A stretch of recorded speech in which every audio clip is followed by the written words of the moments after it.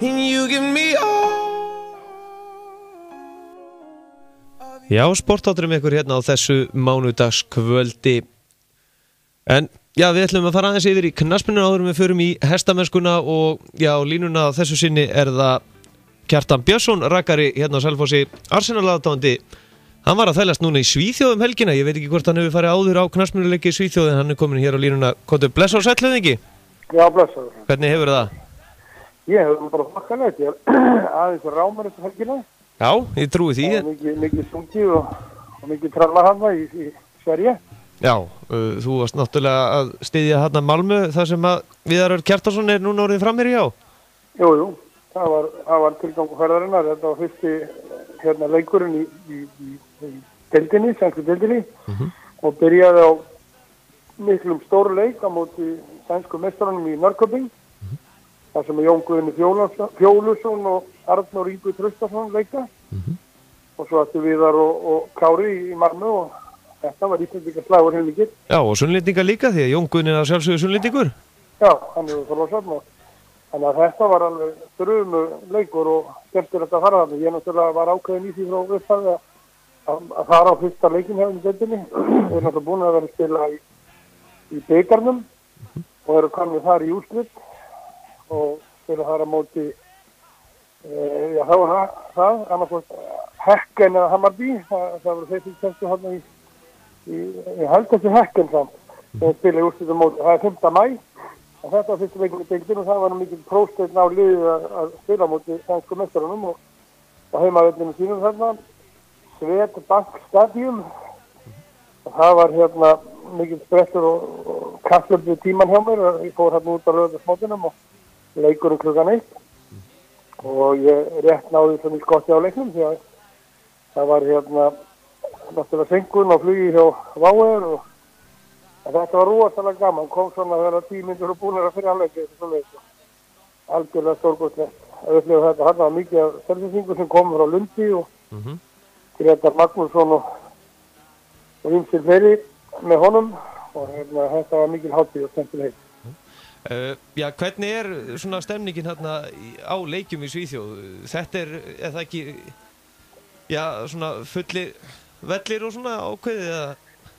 Sko þetta völlur, þessi Swedbank Stadium, hann tekur 30.000 manns og þarna voru 22.000 manns á vellurum og gríðarleg stemning og það var frábært veður, það var stilk og bjart og sólskinn og það var greinilega mikil hátíð í bæ þarna.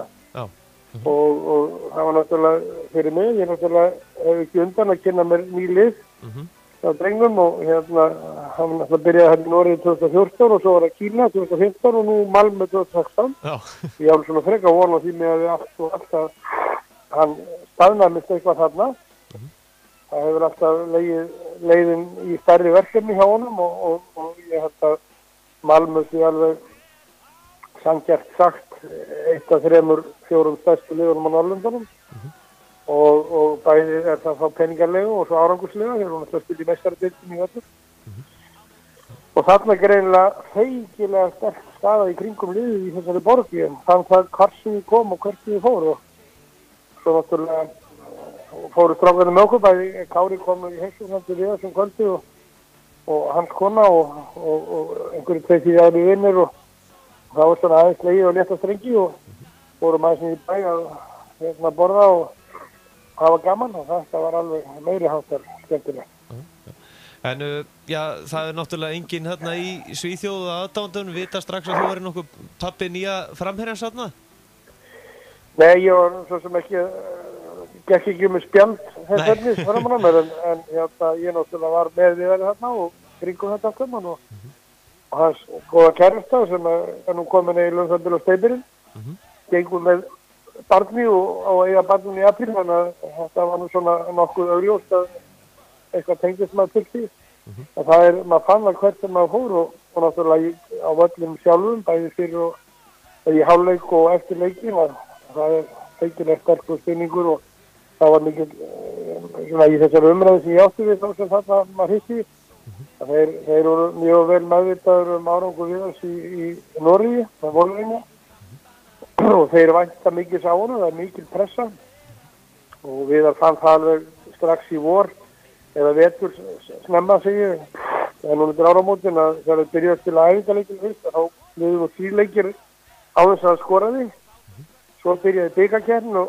þá skoraði hann og loksins í fyrsta leiknum sem var í bikarnum og skoraði því sem 3 í röð og það var byrjað strax í blöðunum borgarblaðinu að pressa á hann og spurja þjálfara hvernig þetta eiginlega væri með hann hvort hann hefði ekki keypt verið að kaupa framherja og það voru 3 æfingarleikir og það var greinilega pressa strax þetta á hann að hann ætti að skora bara í hverju leik og hann náði því næstu 3 og eftir og þá náttúrulega róaði svo liðið og þá var farið að tala að jú, sannlega hefði þetta nú tekist að kaupa framherja en síðan kom náttúrulega þessu leik og hann átti skínandi góða leik og margar hátta við þar í þessu leik og Kári náttúrulega gríðarlega öflugur í vörðinni en honum tókst í miður ekki að skora hann ekki alveg búin að dokka sig upp í það að fá að taka vítin á liðinu, hann fengið að taka 1 víti og skoraði því að miklu öryggi en það hefur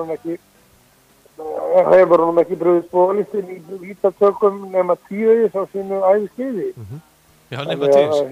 Það verður spennandi að sjá hvernig framvindan verður í þessu. Já, þú ert með bókaldið við því?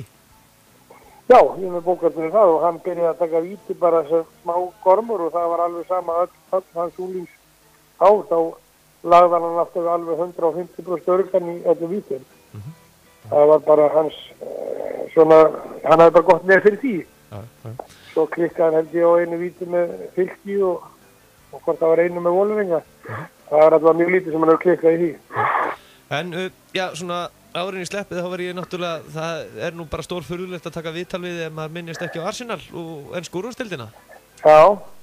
Hvernig svona hefur þið fundist þetta tímabil? Nú eru 31 umferð liðnar og 32 umferð hjá toppliðunum, Leicester ennþá á toppnum. Já, það nú, við erum náttúrulega þekkjum Leicester mjög vel. Viðar var í svokölluðu trial eða skoðum þar í 8 daga árið 2004. Alveg rétt. Fóru þar saman fækarnir og voru hjá félaginu og þetta var magnaður félag Leicester. Og þá var nýkomandi félagsins þessi nýja eigandi sem er náttúrulega ekki ný lengur, búin að vera hann í 11 ár. Nei, í 9 ár og hann var sagður þá alveg moldríkur sem leiti ríkastur fastbundeigandinn í Englandi þá og það var sagt að hann hefði gefið þá strax hann alltaf alls ekki að kaupa árangur heldur búan til. Já. Og hann hefði staðið við það og nú það að byrja að skila árangur hjá Leicester og þetta var mjög heimilislegu klúbbur og það var ekkert ósvipað með Leicester í sjálfsögðu sem Malmö. Þetta eina liðið í borginni og það stendur öll borgin alveg gríðarlega þétt á bakvið liðið. Það fann það alveg þegar maður var í Leicesterborg.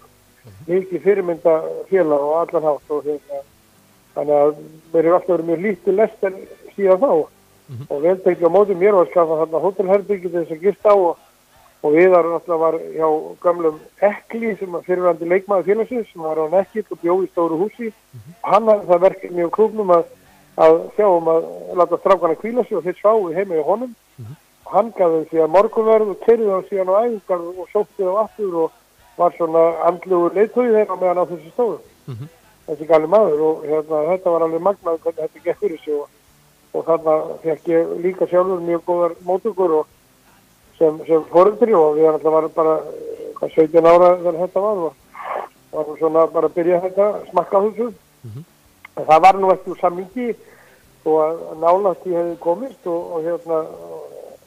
þannig að það var þetta á dýrmætt reynsla bara sem að fekk og þarna fekk það svona smjörþefin af því hvernig atvinnumennska gengur fyrir sig sem síðar átt eftir að liggja fyrir honum sem eru þetta mikil gæði í Hæstaríki því að hann hefur alltaf ekki stemt á þetta og það eru þetta alls ekki allir sem ná þessu stóra skrefi að verða atvinnumenn í fótboltanum og vera síðan svo heppinn að gangi svo þokkalega það er ekki sjálfgefið heldur. Nei.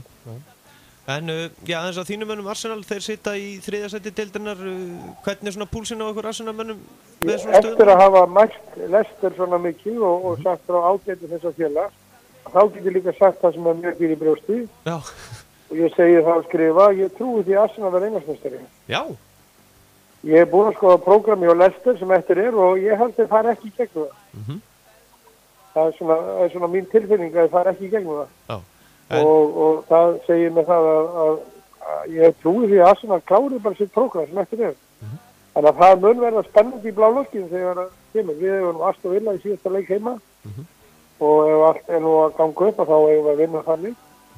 Og og þegar að því er lokið og þá þurfum við náttúrulega bara að gera upp dæmi og ég held að Arsenal hefur engu að keppa nema að vinna enska titilinn og ef við höldum bara okkar tempói, Tottenham er náttúrulega stórkostlega skæði líka og Leicester eru það náttúrulega sannlega búin að sanna það en þeir eru svona á 1-0 ranninu núna 4 af síðustu 5 leikjum og það er náttúrulega ákveðið hristleikamerki að vinna þessar erfiðu leiki 1-0 en hvað það endist leiki, endist það 7 leiki við og ég ekki viss. Og en, já, þú hræðist ekki... En það verður visslega gaman ef Arsenal vinnur ekki deildina að Leicester ekki gera það. En þú hræðist ekki fynduna í Tottenham, hvernig með svona eins og Tottenham aðdándur hérna á Íslandi, eru þeir ekkert pirrandi við ykkur Arsenal menn núna? Nei, ekki svo. Nei? Nei, það er alltaf gaman að við Tottenham menn út og þeir náttúrulega eru með stórkostlega skemmtileg fótboltalið.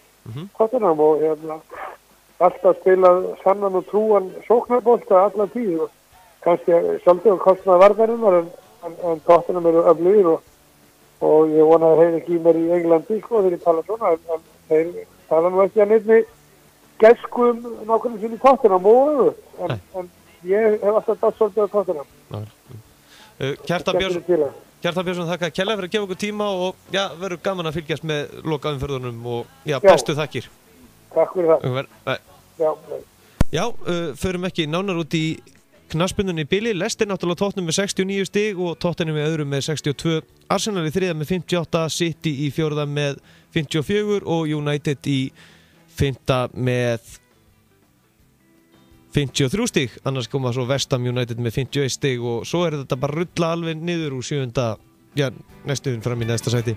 Nú það er bilið, við ætlum að fara í meistaradeildina í hestaíþróttum, lokaumferðin fer fram núna á föstudaginn. Garðar Hólm Birgisson, formaður meistaradeildina verður hér á línunni eftir smá stund. Ekkert vesen. Bari, manni